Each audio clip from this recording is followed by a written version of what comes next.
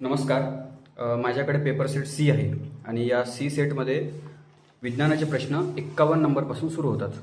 तर आपण हे जे 20 प्रश्न आहे तर त्याचे सोल्युशन, त्याची काय उत्तर आहे ते आपण पाहू. ओव्हरऑल जर का पाहायचं झालं तर विज्ञानाचे प्रश्न मला हार्ड वाटले, बरेच हार्ड वाटले. हा पहिलाच प्रश्न पहा ना. पहिलाच प्रश्न हा एवढा पाहिला एवढा कठीण वाटला तो की स्किप करायला पाहिजे. असे प्रश्न स्किपच करायला पाहिजे. बघा, या प्रश्नामध्ये आपल्याला परिमाणाविषयी विचारलेला परिमाण हे डायमेन्शन्स. आता डायमेन्शन्स कसं काढतो आपण तुम्हाला एक उदाहरणामधून सांगतो. तसं तर या प्रश्नाचं उत्तर ज्याला पाहिजे नसेल ना ते स्किप करू शकता, पण मी तरी तुम्हाला थोडक्यामध्ये एकदम शॉर्टकटमध्ये समजून सांगतो की डायमेन्शन्स काय असतात. उदाहरणासाठी जर का आपल्याला फोर्सचं डायमेन्शन काढायचं असेल तर फोर्सचा फॉर्म्युला माहीत पाहिजे आपल्याला. काय फॉर्म्युला आहे? फोर्स म्हणजे बल, मास गुणिले ॲक्सेलरेशन, त्वरण. मास कशामध्ये? किलोग्राममध्ये आपण मोजत असतो आणि ॲक्सेलरेशनला वेलॉसिटी अपॉन टाईममध्ये मोजत असतो. आणि हे काय आहे? मास आहे, वजन आहे. वेलॉसिटीचा आणखी फॉर्म्युला आहे डिस्टन्स अपॉन टाईम, म्हणजे मास गुणिले वेलॉसिटी, डिस्टन्स अपॉन टाईम गुणिले 1/t. हा टी आपण इथे घेतला. आणि आता बघा, आता काय राहिला? आता फक्त मास राहिला गुणिले डिस्टन्स राहिला आणि भागिले हा टी किती होते? टी स्क्वेअर होते. म्हणजे आपल्याला याच्यामध्ये इथपर्यंत मोडत आणावं लागते फॉर्म्युल्याला. ज्या प्रकारे आपण लसावी काढतो ना एखाद्या नंबरचा, त्याच प्रकारे आपल्याला या फॉर्म्युल्याचा लसावी काढावा लागतो. आता मासला कशाने डिनोट करतात? एमने डिनोट करतात. डिस्टन्सला एल म्हणजे लेंथने डिनोट करत असतात. आणि टाईमला टीने डिनोट करत असतात. आता या फॉर्म्युल्यामध्ये एम किती आहे? 1 आहे म्हणून 1 लिहिला. एल किती आहे? लेंथ 1 आहे म्हणून 1 लिहिला. आणि टाईम किती आहे? 2 आहे म्हणून इथे 2 लिहावं लागणार. परंतु हा टाईम खाली आहे, वर गेल्यानंतर हा मायनसमध्ये होऊन जाईल. म्हणजे फोर्सचं डायमेन्शन काय आलं? हे आलं. त्याच प्रकारे जर का करंट जर का असेल, तर करंट जो असतो तर तो आयने डिनोट केला जातो. लक्षात. हे शॉर्टकटमध्ये तुम्हाला थोडं सांगितलं. आता आपल्याला विचारलेलं आहे इथं परमिएबिलिटी, याचे डायमेन्शन विचारलेले आहे. परमिएबिलिटी काय आहे हे माहीतच नाही आपल्याला. आता या शब्दामध्ये जाऊन पहा बरं. परमिशन आणि परमिएबिलिटी थोडासा जवळ वाटतो. तर त्याच प्रकारे हा जो परमिएबिलिटी जो आहे ना तर तो मॅग्नेटिक फील्ड संबंधी आहे. आणि मॅग्नेटिक फील्ड म्हणजे काय? तर तिथे करंट आला आणि करंट कशाने डिनोट करत असतो? आयने डिनोट करतो. या याच्यामध्ये आय कुठे दिसतो? फक्त याच्यामध्ये दिसतो आपल्याला. म्हणजे एची जोडी ही 2ला जोडली पाहिजे.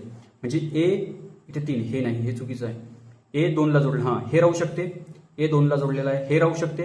आणि ए इथे 1ला नाही, हे चुकीचं आहे. म्हणजे 2 ऑप्शन इथे इलिमिनेट झाले.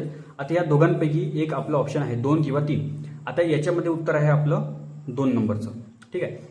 हे कोइफिशियंट ऑफ विस्कोसिटी म्हणजे त्याचा चिकटपणा, गडदपणा. जसं सहज हे जास्त गडद असते त्याची विस्कोसिटी जास्त आहे. तर विस्कोसिटीच्या फॉर्म्युल्यानुसार आपण त्याची डायमेन्शन काढू. आणि प्लँक कॉन्स्टंट याच्या फॉर्म्युल्यानुसार आपण त्याची डायमेन्शन. आता ह्या प्लँक कॉन्स्टंट ॲटम संबंधी आहे. ॲटममध्ये प्रोटॉन असतात, इलेक्ट्रॉन असतात, त्यांची ऊर्जा असते. ही जी ऊर्जा असते ना, ही एनर्जी, ही H इंटू फ्रिक्वेन्सी. तर H काय आहे? तर प्लँक कॉन्स्टंट आहे. तर याच्यानुसार मग याच्या डायमेन्शन वगैरे काढावं लागतो. तर हे जे आहे एकदम वेगळा टॉपिक आहे, खूप वेळ लागतो याला. ती इथे समजून सांगण्यात काही अर्थ नाही. आपलं उत्तर आहे हे 2 नंबरचं. ठीक आहे. पुढचा प्रश्न पहा. थर्मोडायनामिक्सचा नियम 2 नुसार हीट इंजिनची कार्यक्षमता, इफिशियन्सी विचारले की हीट इंजिनची इफिशियन्सी किती असते? जगामधलं कोणतंही इंजिन असू द्या त्याची तो कार्यक्षमता त्याची 100% राहूच शकत नाही. आता आपली टू व्हीलर घ्या, टू व्हीलरमध्ये 100 रुपयाचं पेट्रोल टाकलं तर असं नका समजू की 100 रुपयाच्या पेट्रोलचं रूपांतर आपल्या गतिज ऊर्जेमध्ये, कायनेटिक एनर्जीमध्ये होऊन जाईल. नाही. जेव्हा इंजिन सुरू होते तर त्याच्यामधून आवाज पण येतो. जेव्हा इंजिन सुरू होते तर इंजिन गरम पण होते. म्हणजे हे उष्णता आणि आवाज याच्यामध्ये पण हे जे पेट्रोल आहे त्याची ऊर्जा गेली की नाही? म्हणजे पूर्णपणे 100 रुपयाचं पेट्रोलचं रूपांतर पूर्णपणे कायनेटिक एनर्जीमध्ये झालं का? नाही झालं. किती झालं? फक्त 80% झालं किंवा त्याच्यापेक्षाही कमी 70% झालं असणार. ठीक आहे. हे काय आहे? त्या इंजिनची इफिशियन्सी आहे. ती इफिशियन्सी 1 ते 0 ते 1 याच्यामध्ये मोजली जाते. कोणत्याही इंजिनची इफिशियन्सी 1 राहू शकते का? नाही. त्याच्यापेक्षा कमीच राहणार. 0 राहू शकते का? नाही. काही ना काहीतरी इंजिन काम करणार ना, काही ना काहीतरी आउटपुट देणारच ना. ठीक आहे. अशा प्रकारे याचं उत्तर काय असायला पाहिजे? 1पेक्षा कमी. ठीक आहे. पुढचा प्रश्न पहा. जेव्हा न्यूक्लिऑनचे भ्रमण म्हणजे स्पिन समांतर असते, पॅरलल असते, तेव्हा अणुकेंद्रीय बलाचे वर्तन म्हणजे हे न्यूक्लिअर फोर्स हा कशा प्रकारे हे करत असतो. न्यूक्लियॉन म्हणजे काय होत असते, म्हणजे जे न्यूक्लियसमध्ये असतात, प्रोटॉन न्यूट्रॉन हे न्यूक्लियसमध्ये असतात, त्यांना न्यूक्लियॉन्स म्हणतात. ठीक आहे. आता ज्या प्रकारे आंबा पिवळा असतो, साखर गोड असते, हे त्याचे गुणधर्म आहे. त्याच प्रकारे हे जे न्यूक्लियॉन्स असतात ना, त्यांचे पण गुणधर्म असतात. भ्रमण स्पिन करतात ते एकतर वरच्या दिशेने किंवा खालच्या दिशेने. आता जर का दोन इलेक्ट्रॉन एकाच डायरेक्शनने जर का स्पिन करत असेल तर बल कमी होईल का वाढेल, कसं समजायचं बघा. आता उदाहरणासाठी एक मॅग्नेट घेऊया आपण. त्याचा नॉर्थ पोल वरती आहे, साऊथ पोल खाली आहे. ठीक आहे. आता हा किती बल लावणार, एखाद्या लोखंडाच्या वस्तूला हा किती बल लावणार, उदाहरणासाठी 10 न्यूटन एवढा बल लावणार. आता मी काय केलं, याच मॅग्नेटच्या बाजूला आणखी एक मॅग्नेट, तेवढ्याच साईजचं मॅग्नेट इथे लावलं. इथे पण नॉर्थ पोल वरती आणि साऊथ पोल खाली. हा पण किती लावणार, 10 न्यूटनचा फोर्स लावणार. 10 किती झाले, आता 20 न्यूटन झाले की नाही. म्हणजे बल वाढला की कमी झाला, वाढला. म्हणजे इथे पण काय होणार, बल अधिक मजबूत होईल. ठीक आहे. नंतरचा प्रश्न, प्रति युनिट वेळेत पृष्ठभागातून जाणाऱ्या निव्वळ विद्युत भाराला काय म्हणतात. म्हणजे एक प्रकारे काय म्हणते ते, की एखाद्या स्पेसिफिक टाइममध्ये विद्युत भार जर का जात असेल त्याला काय म्हणतो. करंटची डेफिनेशन आहे ना. करंट म्हणजे काय, पर्टिक्युलर टाइममध्ये किती इलेक्ट्रिक चार्ज पास होऊन राहिला त्याला आपण काय म्हणतो असतो, करंट म्हणत असतो. इलेक्ट्रिक करंट ऑप्शन काय आहे आपलं पहिलं. ठीक आहे. विद्युत प्रवाह. 55वा प्रश्न, विद्युत क्षेत्राच्या समतुल्य पृष्ठभागावरील कोणत्याही बिंदूवर त्याला विद्युत प्रभारित करण्यासाठी विद्युत क्षेत्राची दिशा काय असावी. आता हा जो प्रश्न आहे जरा वाचल्याच डोक्याच्या वरून गेला. ठीक आहे. हा प्रश्न कठीण आहे. याला जर का नाही येत असेल ना तर हा स्किप करायचा. आता तुम्हाला समजून सांगतो हे नेमकं काय म्हणायचं. याला असं म्हणायचं आहे. आता हे बघा, समजा आता एक सूर्य, आपला हा सूर्य आहे. सूर्य एक प्रकारे बिंदू आहे. हा काय करतो, प्रकाश चारही दिशेने, आपल्या 8ही दिशेने तो आपला प्रकाश बाहेर काढत असतो असा. ठीक आहे. चारही दिशेने तो प्रकाश इकडे तिकडे पसरवतो. आता एका स्पेसिफिक पॉईंटमध्ये आपण जर का पाहिलं आपण, तर इथे एक सर्कल आपण इथे असा एक वर्तुळ असा ड्रॉ करू. आता हा सूर्य आहे असं मी तुम्हाला उदाहरण दिलं. आता याच्या जागी आपण याला काय म्हणू, इलेक्ट्रिक चार्ज आहे. हा इलेक्ट्रिक चार्ज काय करतो, जेव्हा करंट कुठून तरी फ्लो होतो तर हा काय करतो, चारही दिशेनं मॅग्नेटिक फील्ड तयार करतो, इलेक्ट्रिक फील्ड तयार करतो. आता इलेक्ट्रिक फील्ड या चार्जमधून बाहेर निघत आहे. ठीक आहे. आता स्पेसिफिक एका पॉईंटवरती इथे जर का मी पकडलं आणि इथे जर का सर्कल जर का केला तर इथे या पॉईंटला प्रत्येक पॉईंटला चार्ज जो असणार तो सारखा असणार. याला आपण इक्विपोटेन्शियल म्हणतो असतो. आपल्या याच्यामध्ये तेच विचारलेलं आहे, इक्विपोटेन्शियल. ठीक आहे. कुठे गेलं, समतुल्य पृष्ठभाग, इक्विपोटेन्शियल सरफेस. हा काय झाला त्याचा, हा गोल म्हणजे इक्विपोटेन्शियल सरफेस. आता या पॉईंटवरती ही जी इलेक्ट्रिक फील्ड आहे तर ती कशी असणार हे विचारलेलं आहे. कशी असणार, हे या सेंटरमधून बाहेर निघत आहे आणि याला परपेंडिक्युलर आहे. परपेंडिक्युलर आहे म्हणजे काय, तर रेडियल आहे, रेडियल. ठीक आहे. रेडियल आहे आणि बाहेरच्या दिशेने जात आहे म्हणजे आउटवर्ड आहे. म्हणजे ऑप्शन कोणतं येणार आपलं पहिलं, रेडियल आउटवर्ड. ठीक आहे. पॅरलल असणार का, नाही. इलेक्ट्रिक फील्ड एकतर इनवर्ड असते किंवा आउटवर्ड असते आणि परपेंडिक्युलर असते, कधीच पॅरलल नसणार. हे याला टँजेंट म्हणतो असतो आपण. टँजेंट असणार का इलेक्ट्रिक फील्ड, नाही. पॅरलल असणार का इलेक्ट्रिक फील्ड, नाही. ही असणार परपेंडिक्युलरच. हे 90 डिग्री इथं अंश बनतात. ठीक आहे. पुढचा प्रश्न आहे, जर माध्यमाचा अपवर्तनांक दुहेरी अंतर्वक्र किंवा दुहेरी बहिर्वक्र भिंगाच्या अपवर्तनापेक्षा जास्त असेल. अंतर्वक्र भिंग म्हणजे काय, हे असा आतून वाकलेला अंतर्वक्र भिंग आणि बहिर्वक्र म्हणजे असा भिंग. ठीक आहे. हे काय म्हणतात की आजूबाजूचं वातावरण जे आहे त्याचा जो अपवर्तनांक रिफ्रॅक्टिव्ह इंडेक्स आहे तो जर का जास्त असेल कशापेक्षा, या भिंगापेक्षा, तर नाभीय अंतर जे आहे फोकल लेंथ तर ते कसे असणार, ते पॉझिटिव्ह असणार, निगेटिव्ह असणार, कसं असणार. आता हे असं समजा तुम्ही की एक भांडं आहे, त्या भांड्यामध्ये पाणी आहे. ठीक आहे. आणि या पाण्यामध्ये एक बुडबुडा आहे हवेचा. म्हणजे बघा आता आता हा हवेचा बुडबुडा आहे, याच्यामध्ये हवा आहे म्हणजे याचा रिफ्रॅक्टिव्ह इंडेक्स आजूबाजूला पाणी असण्यापेक्षा कमी आहे, पाण्याचा रिफ्रॅक्टिव्ह इंडेक्स जास्त आहे. तर अशा केसमध्ये फोकल लेंथ कशी असणार, तर इथे ना एक फॉर्म्युला वापरला जातो. हा पण कठीण असा आहे, हा जर काही येत नसेल ना हा पण स्किप करायचा.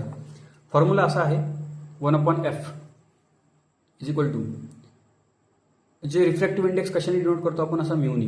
हा कशाचा, लेन्सचा रिफ्रॅक्टिव्ह इंडेक्स आहे, भागिले रिफ्रॅक्टिव्ह इंडेक्स कशाचा? मीडियमचा, ज्या मीडियममध्ये आहे ते, -1.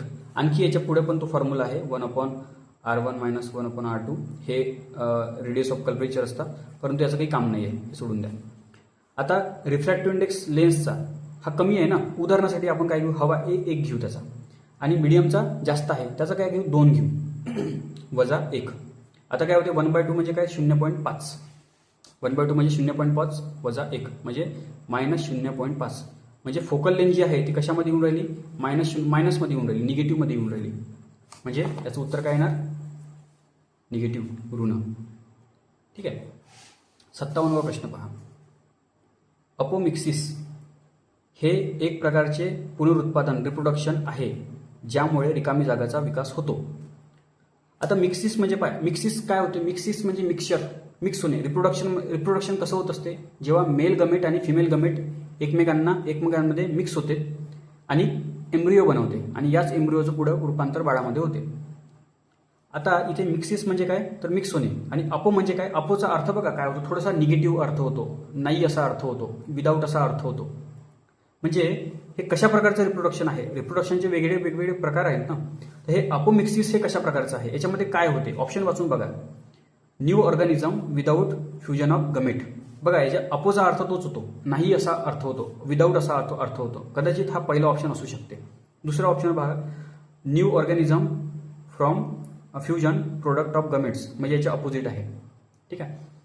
एम्ब्रिओ फ्रॉम एंडोस्पर्म, नाही, याचा काही संबंध नाही आहे. हा तर उलट याला अन्नधान्य म्हणजे पोषण आहार पुरवण्याचं काम करते. एम्ब्रिओ फ्रॉम न्यूसेलस हे पण नाही, याचा पण काही संबंध नाही. बेस्ट ऑप्शन कोणता आहे? पहिलं ऑप्शन आहे, आणि हेच त्याचं उत्तर आहे. ठीक आहे. अपोचा अर्थच विदाऊट असं होत असते, आणि मिक्स म्हणजे एकत्र होणे, तर विदाऊट फ्युजन. ठीक आहे. 58. जम्पिंग जीन्स बद्दल योग्य विधाने ओळखा. जम्प करतात तो. तर हे जीन्स आहेत जे त्यांची जागा बदलू शकतात. बरोबर आहे, वाटत आहे ना? बरोबर आहे. जम्पिंग करतायत ना ते, म्हणजे ते जागा बदलवत असतील, तर हे पहिलं ऑप्शन बरोबर वाटते. दुसरं ऑप्शन, यांना ट्रान्सपोसन्स असेही म्हणतात. ट्रान्सपोर्टेशन, एका ठिकाणावरून दुसऱ्या ठिकाणी जाणे, ट्रान्सपोर्ट करणे. तर हे वाटते ना? बरोबर आहे की नाही? जम्पिंग करणे, ट्रान्सपोर्ट करणे. ठीक आहे, हे पण बरोबर वाटते. तिसरं बघा, बार्बरा मॅक्लिंटॉक यांनी 1965 हे प्रथम शोधले. आता याच्याबद्दल आपल्याला माहीत नाही. आता जर का तुम्ही आयोगावरती विश्वास ठेवाल ना, तर आपल्याला वाटेल की आयोग एवढं कठीण तर काही विचारणार नाही, कदाचित बरोबरच दिलं असणार. तर आपण साध्या भोळ्या मनाने काय करतो की हे पण बरोबर आहे असं समजून वरीलपैकी सर्व टिक करून देतो. परंतु इथे बघा, आयोगाने काय केलं? ही व्यक्ती बरोबर आहे, याचा शोध लावणारी ही व्यक्ती बरोबर आहे, परंतु शोध कधी लावला? 1948. गुगलमध्ये सर्च करा तुम्ही, तुम्हाला हे 1948 दिसेल, 1965 नाही. म्हणजे असा आयोग आहे. आयोग म्हणते की तुमचे प्रश्न चुकलेच पाहिजे, माझ्यावर विश्वास ठेवूच नका.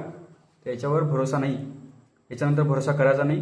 बऱ्याचशा लोकांनी 99% पोरांनी हेच केलं असणार, परंतु हे चुकलं. याचं उत्तर काय आहे? पहिलं. ठीक आहे. त्यानंतर 59. खालीलपैकी कोणत्या जीवांचा पडद्यामध्ये असंपृक्त फॉस्फोलिपिडचे प्रमाण सर्वाधिक जास्त असेल याचा अंदाज लावा म्हणतात. फॉस्फोलिपिड, आपले जे ॲनिमल सेल आहे, प्राण्यांची पेशी जी असते, त्याचं जे आवरण असते ते सेल मेम्ब्रेननी बनलेलं असते, सेल मेम्ब्रेन. आणि हे सेल मेम्ब्रेन कशाने बनते? तर फॉस्फोलिपिडने बनत असते. आता हे जे फॉस्फोलिपिड आहे सर्वात जास्त कोणत्या प्राण्याच्या पेशीमध्ये असणार? खालीलपैकी 4 ऑप्शन दिलेले आहे, वाचून बघा बरं. अंटार्क्टिक फिश, म्हणजे थंड हवेच्या ठिकाणी राहणारी ही फिश, मासं. त्याच्यानंतर हे डेझर्ट स्नेक, म्हणजे उष्ण ठिकाणी राहणारा हा साप. ह्युमन बिंग, जे नॉर्मल ठिकाणी आपण राहतो. आणि पोलर बिअर, म्हणजे हा सुद्धा थंड हवेच्या ठिकाणी राहणारा. जास्त करून बघा, हे 2 ऑप्शन थंड हवेवाले दिलेले आहे. जिथे आता माणूस नॉर्मलवाल्या वातावरणामध्ये राहतो, याला काही जास्त प्रोटेक्शनची गरज नाही आहे, तर हे ऑप्शन तर नाही आहे. डेझर्ट स्नेक हा ऑलरेडी उष्ण भागामध्ये राहतो, याला पण काही गरज नाही आहे. थंड जागी राहणारे हे 2 आहेत. ह्या 2 पैकी एकाची निवड आपल्याला करायची आहे, पोलर बिअर की अंटार्क्टिक फिश. आता बघा, या दोघांमध्ये फरक काय आहे? दोघांमध्ये फरक आहे, हा जो पोलर बिअर आहे, ध्रुवीय अस्वल, याची चमडी जाड असते आणि याच्या चमडीवरती केस पण असतात, खूप गडद अशी केस असतात, जे काय करते, त्याच्या शरीराला थंडीपासून वाचवते. आणि ही जी अस्वल असते ती वार्म ब्लडेड असते. वार्म ब्लडेड म्हणजे काय? आपण मनुष्यसुद्धा वार्म ब्लडेड आहोत. म्हणजे आजूबाजूचं वातावरण जर का बदललं तर आपल्या शरीराचं वातावरण बदलत नाही, आपलं राहते तसंच राहते, जे आहे तेच राहते. परंतु काही असे प्राणी आहेत जे कोल्ड ब्लडेड असतात, जसे हे मासे. म्हणजे आजूबाजूचं वातावरण जर का बदललं, तापमान जर का बदललं तर त्याच्या शरीराचं तापमान पण कमी होते. म्हणजे आजूबाजूचं वातावरण तापमान जर का कमी झालं तर त्याच्या शरीराचं तापमान पण कमी झालं तर त्याची मशीनच बंद पडून जाईल, मरून जाईल तो. मग फिशला तर प्रोटेक्शनसाठी तर काहीच नाही. अस्वलासारखी चमडी पण नाही आहे, अस्वलासारखे ते जाड असे फर पण नाही आहे, ते केस पण नाही आहे. मग काय तर यांच्या पेशींमध्येच अशी वेगळी रचना दिलेली आहे. यांची पेशी जी मेम्ब्रेन असतात त्या मेम्ब्रेनमध्ये हे जे फॉस्फोलिपिड आहे त्याचं प्रमाण जास्त असते. अनसॅच्युरेटेड फॉस्फोलिपिडचं प्रमाण जास्त प्रमाणामध्ये असते, जे त्यांच्या पेशीला संरक्षण देण्याचं काम करत असते, रक्षण करत असते. तर पहिलं ऑप्शन कोणतं आहे आपलं? पहिलं, अंटार्क्टिक मासे. 60वा नंबरचा प्रश्न, असे अंगक निवडा ज्यामध्ये स्वतःचे डीएनए आणि रायबोझोम असतात परंतु ते युकॅरियोटिक पेशीमध्ये. युकॅरियोटिक पेशी म्हणजे काय? जी वेल डेव्हलप झालेली. दुसरी कोणती असते? प्रोकॅरियोटिक, एकदम जुनीवाली, बॅक्टेरियाची वगैरे, अमिबाची, ती त्या टाईपची असते. आपली जी पेशी आहे ती युकॅरियोटिक पेशी आहे. युकॅरियोटिक पेशीमध्ये असे कोणता पेशी अंगक आहे, असा कोणता सेल ऑर्गन आहे ज्याचे स्वतःचे डीएनए पण आहे, स्वतःचे रायबोझोम पण आहे? तर असा एकमेव आहे, मायटोकॉन्ड्रिया. अतिशय सोपा लेवलचा प्रश्न आहे हा तर प्रश्नाचं उत्तर तुम्हाला यायलाच पाहिजे. ठीक आहे. हा स्वतःचे प्रोटीन पण बनवतो स्वतः. 61 नंबरचा प्रश्न आहे की HIV संसर्गाच्या कोणत्या टप्प्यात एड्सची लक्षणे साधारणपणे दिसू लागतात? आता एड्स ही बिमारी आहे जी HIV व्हायरसमुळे होते. आता HIV व्हायरस शरीरामध्ये गेल्या गेल्या त्याची लक्षणे दिसून पडते का? नाही, काहीतरी वेळ लागेल ना त्याला. ऑप्शन आपण वाचून पाहू. त्या ऑप्शनमध्ये जो चांगला ऑप्शन आहे, जो योग्य वाटतो, तो आपला उत्तर आहे. बघा बरं, संसर्ग करणारा रेट्रोव्हायरस यजमानाच्या पेशीमध्ये प्रवेश करतो तेव्हा ते लक्षणं दिसतात. लगेच दिसतात म्हणजे व्हायरस शरीराच्या आतमध्ये गेल्या गेल्या शरीराच्या बाहेर त्याचे लक्षणं दिसू लागतात का? नाही, हे चुकीचं आहे. दुसरं बघा, रिव्हर्स ट्रान्सक्रिप्टेस एन्झाईम्सद्वारे व्हायरल डीएनए तयार होतो तेव्हा. म्हणजे डीएनएमध्ये जेव्हा बदल होतो, हा व्हायरस जेव्हा आपल्या डीएनएमध्ये बदल करतो तर तेव्हा आपल्या शरीराबाहेर ते दिसतो का? म्हणजे त्याचे सिम्पटम्स दिसतात का? वाटू शकते, थोडं थोडं बरोबर पण वाटते. परंतु तिसरं ऑप्शन वाचून पहा. HIV हेल्पर टी लिम्फोसाईटमध्ये वेगाने वाढतो व या पेशींचे मोठ्या संख्येने नुकसान करतो तेव्हा हे लक्षण दिसतात का? हे जरा बरोबर वाटते. जेव्हा आतमध्ये आपल्या शरीराच्या आतमध्ये ज्या पेशी आहेत त्याचं नुकसान करायला लागतो तो, तेव्हा कुठं मग त्याचा परिणाम आपल्या शरीराच्या वरती दिसायला लागतो, हे बरोबर वाटते. आणि चौथा ऑप्शन बघा, संक्रमित व्यक्तीसोबत लैंगिक संपर्क झाल्यानंतर 15 दिवसात. आता 15 दिवसात हे काय ऑप्शन नाही, म्हणजे ठराविक 15 दिवसामध्ये ते दिसणारच बा लक्षण असं वगैरे काही नाही. हे याच्यापेक्षा तिसरं ऑप्शन हे जास्त आपल्याला योग्य वाटते, तर हेच आपलं उत्तर आहे. 62वा प्रश्न पहा, खालीलपैकी कोणते नैसर्गिक वनस्पती संप्रेरक नाही आहे? वनस्पतीमध्ये वेगवेगळ्या प्रकारचे संप्रेरक आहेत, जसं हा ऑक्झिन.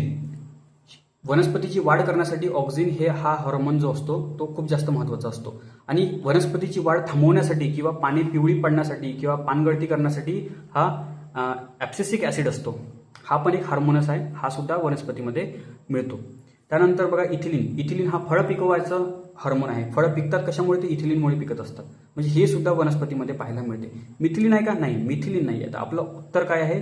तिसरं. आपल्याला संप्रेरक नाही हे विचारलेलं आहे, तर उत्तर आहे मिथिलीन.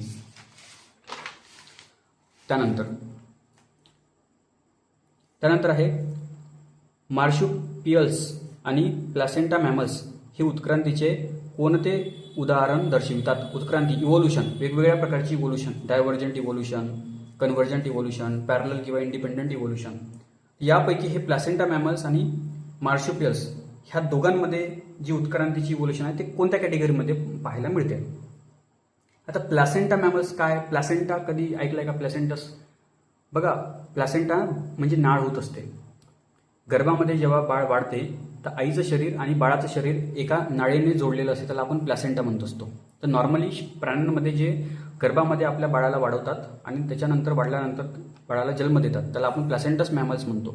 आणि मार्शुपियल्स म्हणजे जे कंगारूसारखे, म्हणजे लहान कंगारूचं पिल्लू अतिशय छोटं असते, एकदम छोटं असते आणि त्याला जन्म दिल्यानंतर ते शरीराबाहेरची पिशवी असते तर त्याच्यामध्ये ती त्या लहान बाळाला लहानाचं मोठं करते. ठीक आहे.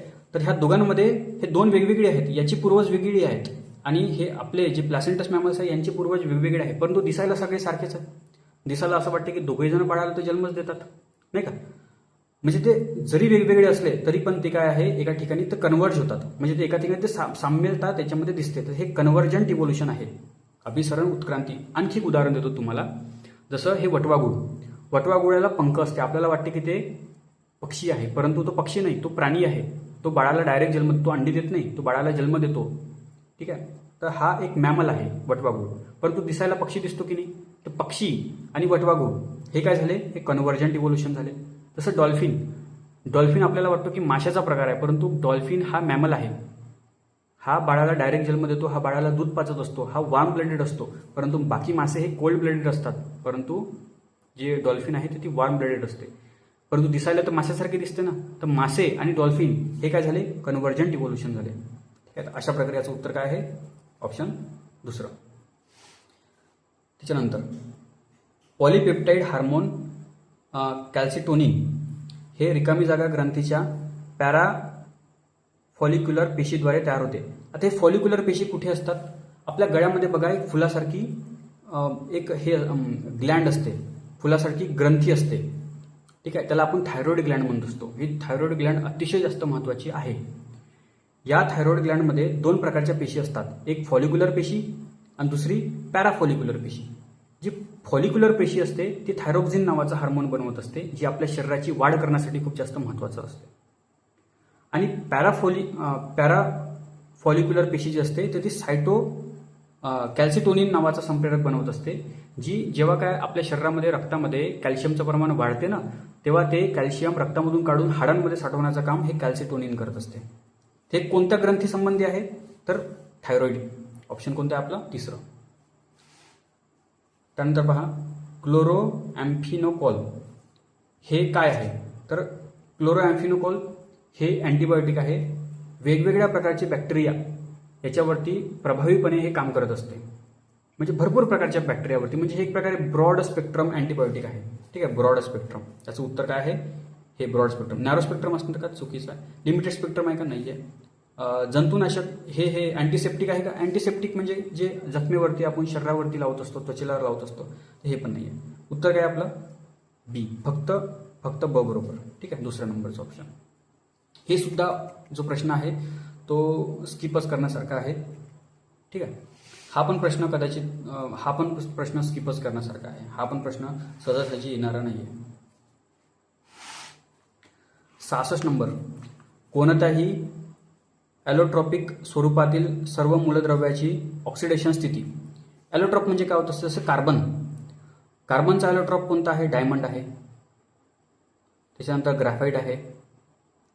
म्हणजे यांचे म्हणजे काय होते, कार्बन एकमेकांना जोडतात, परंतु यांचं स्ट्रक्चर वेगळं आहे. डायमंडमध्ये वेगळं स्ट्रक्चर आहे, ग्राफाईटमध्ये वेगळं स्ट्रक्चर आहे, रचना वेगळी आहे. त्याचप्रकारे ऑक्सिजनपासून ऑक्सिजन गॅस पण बनतो आणि O3 ओझोन पण बनतो. तो ओझोन आणि ऑक्सिजन गॅस हे काय झाले, हे ऑक्सिजनचे ॲलोट्रॉप झाले. दोन्ही याच्यामध्ये एलिमेंट तर सारखेच आहेत ना. जेव्हा ऑक्सिडेशन स्टेट काय असते, ऑक्सिडेशन स्टेट कसं होते, जसं आता हा हायड्रोजन आणि क्लोरीन जवळ एक इलेक्ट्रॉन कमी असतो. हायड्रोजन काय करतो, एक इलेक्ट्रॉन याला देऊन देतो, ऍक्च्युली देत नाही तो, परंतु हा क्लोरीन जास्त पॉवरफुल असल्यामुळे हा इलेक्ट्रॉन ओढतो आपल्याकडे, त्याच्यामुळे याच्याकडे निगेटिव्ह चार्ज येतो. निगेटिव्ह चार्ज येणे म्हणजे काय, त्याचं ऑक्सिडेशन. म्हणजे जे आपण म्हणतो ना, ऑक्सिडेशन +1 आहे किंवा -1 आहे किंवा +2 आहे किंवा -2 आहे, म्हणजे एक प्रकारे हे दोन इलेक्ट्रॉन घेतो तेव्हा त्याचा ऑक्सिडेशन स्टेट -2 होत असतो. जेव्हा तो एक इलेक्ट्रॉन देतो तेव्हा त्याचा ऑक्सिडेशन स्टेट +1 होत असतो. लक्षात. परंतु हे जे ॲलोट्रॉप असतात त्याच्यामध्ये तर सगळे एकसारखेच एलिमेंट असतात. डायमंडमध्ये सगळे आजूबाजूला चारही बाजूला कार्बन. आता एक कार्बन दुसऱ्या कार्बनला पूर्णपणे इलेक्ट्रॉन देत तर नाही, ते फक्त शेअरिंग करत असतात. शेअरिंग करणे म्हणजे तिथे ऑक्सिडेशन स्टेट तयारच होत नाही, पूर्णपणे इलेक्ट्रॉन तिथे देवाणघेवाण होतच नाही आहे, फक्त शेअरिंग होत आहे. त्याच्यामुळे इथे ऑक्सिडेशन स्टेट 0 राहणार. ऑप्शन तिसरं. त्याच्यानंतर खालीलपैकी कोणता घटक साध्या लिगॅन्ड्स बरोबर, म्हणजे उदाहरण दिलेलं आहे हॅलाइड्स बरोबर, समन्वयक संयुग म्हणजे कोऑर्डिनेट कंपाऊंड म्हणजे कोऑर्डिनेट बॉन्ड असलेले कंपाऊंड बनवतात. कोऑर्डिनेट बॉन्ड कधी बनत असतो, जेव्हा एक कंपाऊंड पूर्णपणे आपली एक लोन पेअर दुसऱ्याला देत असतो. जसं हा NH3 नायट्रोजन जवळ एक्स्ट्राची लोन पेअर असते, म्हणजे त्याची स्वतःची एक्स्ट्राची नाही पण स्वतःची एक लोन पेअर असते. हा काय करतो, नायट्रोजन ज्याला गरज असते ना त्याला तो देऊन देतो, परंतु घेणारे कोण आहे, जसे कोबाल्ट. हे ट्रान्झिशन एलिमेंट आहेत. कोबाल्ट झालं, निकेल झालं, फेरस झालं, ठीक आहे, कॉपर झालं, हे सगळे ट्रान्झिशन एलिमेंट आहेत. यांना इलेक्ट्रॉनची गरजच असते. यांच्याकडे एक्स्ट्राची काय, यांच्याकडे ना ही डी ऑर्बिट असते. त्या डी ऑर्बिटमध्ये 5 ऑर्बिटल असतात, ठीक आहे, आणि भरपूर जागा असते, त्याच्यामुळे हे इलेक्ट्रॉन घेऊ शकतात. तर हे काय असतात, यांना आपण काय म्हणत असतो, लिगॅन्ड्स म्हणत असतो, ज्यांच्याकडे लोन पेअर आहे. तर हे लोन पेअर काय करते, हे कोबाल्टला वगैरे देत असते, ठीक आहे. हे पूर्ण एक लोन पेअर कोबाल्टला वापरायला देणे म्हणजे काय, कोऑर्डिनेट कोव्हॅलेंट बॉन्ड बनवणे, यालाच आपण कोऑर्डिनेट कंपाऊंड म्हणत असतो, ठीक आहे. तर याच्यामध्ये ऑप्शन कोणता आहे आपला, तिसऱ्या नंबरचा. बेरिलियम वगैरे बनवत नाही, बेरिलियम किंवा मॅग्नेशियम होतो, परंतु यांच्यामध्ये स्टॅबिलिटी कमी असते, इनस्टेबल जास्त असतात, त्याच्यामुळे बेस्ट ऑप्शन आपलं कोबाल्ट आहे, ठीक आहे. हा पण कठीण लेवलचा प्रश्न. 68वा प्रश्न, दिलेल्या पर्यायापैकी खनिज आम्ल ओळखा. खनिज आम्ल म्हणजे मिनरल ॲसिड. मिनरल ॲसिड 2 प्रकारचे, एक ते मिनरल ॲसिड, त्यालाच आपण इनऑर्गॅनिक ॲसिड म्हणतो. म्हणजे एक इनऑर्गॅनिक ॲसिड, दुसरं ऑर्गॅनिक ॲसिड. ऑर्गॅनिक कंपाऊंड म्हणजे काय, ऑर्गॅनिक कंपाऊंड म्हणजे ज्याच्यामध्ये कार्बन असतो, ऑक्सिजन असतो आणि हायड्रोजन असतो. ह्या 3 एलिमेंटपासून बनणारा कोणताही कंपाऊंड असू द्या, त्याला आपण ऑर्गॅनिक कंपाऊंड असं म्हणतो. आता ॲसिड जर का ह्या तिघांपासून बनलेलं असेल तर त्याला आपण ऑर्गॅनिक ॲसिड म्हणणार, आणि याच्यामध्ये जर का कुठला चौथा वगैरे एलिमेंट असेल तर त्याला आपण इनऑर्गॅनिक म्हणजे मिनरल ॲसिड म्हणू, ठीक आहे. जसं आता हा ऑक्झॅलिक आम्ल आहे. ऑक्झॅलिक आम्ल कसा, C2H2O4, कार्बन, हायड्रोजन, ऑक्सिजन. तर हा काय झाला, ऑर्गॅनिक आहे झाला. हा खनिज आम्ल झाला का, नाही, हा झाला ऑर्गॅनिक आम्ल, ठीक आहे. सल्फ्युरिक ॲसिड H2SO4, आता याच्यामध्ये सल्फर हा एक्स्ट्राचा हा इनऑर्गॅनिक एलिमेंट आहे, त्याच्यामुळे हा काय झाला, खनिज आम्ल झाला.